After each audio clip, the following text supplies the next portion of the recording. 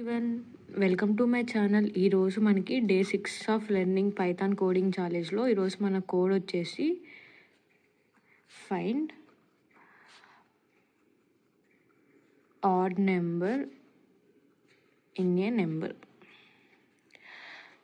ఇదేముంది, odd number కనుక్కోవటం ఈజీయే కదా అని ఆలోచించుంటారు. కాకపోతే ఇది వేరనమాట. ఫర్ ఎగ్జాంపుల్ మనకి 3 అనిస్తే ఇది ఆడ్ నెంబర్ 23, 63. ఇప్పుడు మన క్వశ్చన్ ఏంటంటే ఇది మొత్తం కలిపి ఒక నెంబర్ కింద తీసుకోవాలి. ఈ ఎన్ అనే వాల్యూ ఏంటంటే 2363. ఈ 4 డిజిట్స్లో మనకి ఆడ్ డిజిట్స్ ఏంటి? 3. మన అవుట్పుట్ ఏం ప్రింట్ అవ్వాలంటే, ఫర్ ఎగ్జాంపుల్ ఇన్పుట్ వచ్చేసి 2363, సో అవుట్పుట్ వచ్చేసి 33. క్వశ్చన్ అదనమాట. అర్థమైంది కదా. సో మనం ఇది ఎలా రాయబోతున్నాము అంటే, ఫర్ ఎగ్జాంపుల్ మనం ఎన్ అనే ఒక ఇన్పుట్ తీసుకొని, సో ఇంట్ ఆఫ్ ఇన్పుట్, ఈ ఎన్ అనే ఒక ఇన్పుట్ ఉంది కదా. ఇప్పుడు మనము ఈ అవుట్పుట్ స్టోర్ చేసుకోవడానికి ఒక రిజల్ట్ అనే లిస్ట్ తీసుకుందాం. అవుట్పుట్ స్టోర్ చేసుకోవాలి కదా, అందుకే. సో ఇప్పుడు ఏం జరుగుద్దంటే, ఇది మొత్తం కలిపి ఒక సింగిల్ నెంబర్ కిందే తీసుకోవాలి కదా మనము. సో మనం ఈ సింగిల్ నెంబర్ కింద డివైడ్ తీసుకున్నప్పుడు మనకి ఇప్పుడు ఒక్కొక్క వాల్యూని మనం తీసుకోవాలి.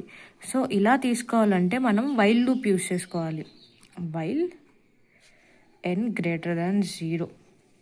ఇప్పుడు 2363 అనేది గ్రేటర్ దెన్ 0నే కదా. సో ట్రూ అయినప్పుడు ఫర్ లూప్లో వచ్చి ఇప్పుడు ఏం చేయాలంటే mod 10 చేసుకోవాలి ఇచ్చిన నెంబర్కి. సో రిమైండర్ అనే ఒక వేరియబుల్లో n mod 10 చేసుకోవాలి. చేసుకుంటే ఇప్పుడు n ఎంత?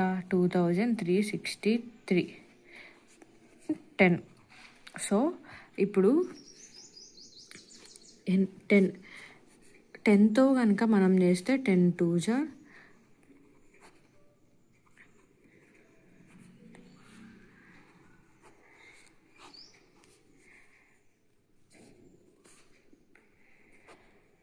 సో ఇక్కడ మనకి రిమైండర్ అంతా 3. సో ఈ 3 ఇక్కడ 3 మ్యాచ్ అయింది అంటే ఇప్పుడు మనం mod 10 చేస్తే మనకి లాస్ట్ వాల్యూ వచ్చింది అనమాట.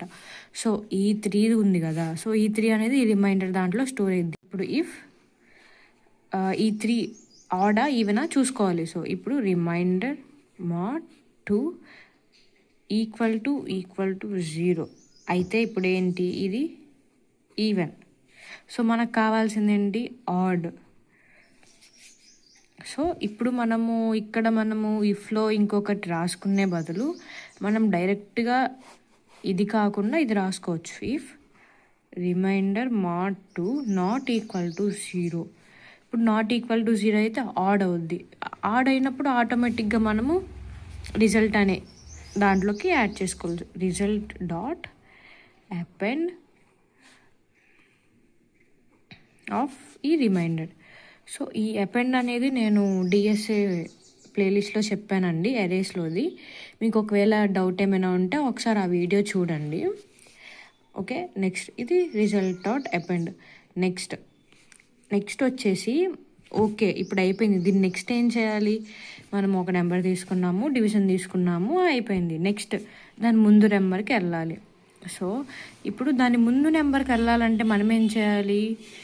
ఈ నెంబర్ ఉంది కదా, ఈ నెంబర్లోంచి ఈ నెంబర్ ఫైండ్ అవుట్ చేసాము, అసలు మనం ఈ నెంబర్ కూడా తీసేయాలి. సో ఇప్పుడు ఏం చేయాలంటే, మనకి ఇంక ఈ 3 నెంబర్సే కదా, ఒక నెంబర్ అయిపోతే ఈ నెంబర్ అయిపోయింది కదా, నెక్స్ట్ ఈ 3 నెంబర్స్ ఉంటాయి. సో ఈ 3 నెంబర్స్ ఏం చేయాలి? ఇప్పుడు మనం ఇందాక డివిజన్ చేసిన దాంట్లో కోఎఫిషియంట్ వచ్చేసి 236, రిమైండర్ వచ్చేసి 3, అంటే ఒక నెంబర్ పోయింది. సో ఇప్పుడు ఫర్ లూప్ బయటకు వచ్చి n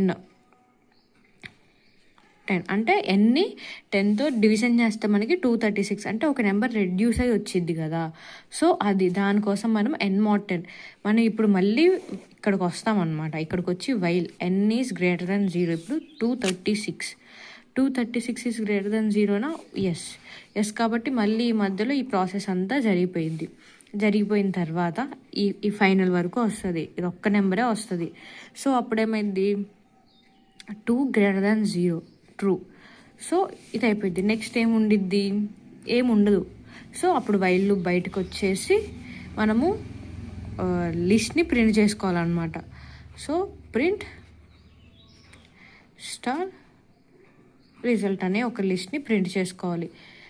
ఇలా కాదు మేము జాయిన్ యూస్ చేసి చేసుకుంటామంటే అలా కూడా చేసుకోవచ్చు. Print dot join map STR result. So ఇదేంటి అంటే జాయిన్ అనేది రిజల్ట్ మీద వర్క్ అవ్వదు, లిస్ట్ మీద వర్క్ అవ్వదు. సో దాన్ని స్ట్రింగ్గా మార్చుకొని అప్పుడు లిస్ట్ని స్ట్రింగ్గా జాయిన్ తీసుకొని అప్పుడు ప్రింట్ చేసిద్ది అనమాట. సో అందుకే ఈ మ్యాప్. సో అది ఈరోజు కోడ్. మీకు ఏమైనా డౌట్స్ ఉంటే కామెంట్ చేయండి. Thank you for watching. Please subscribe.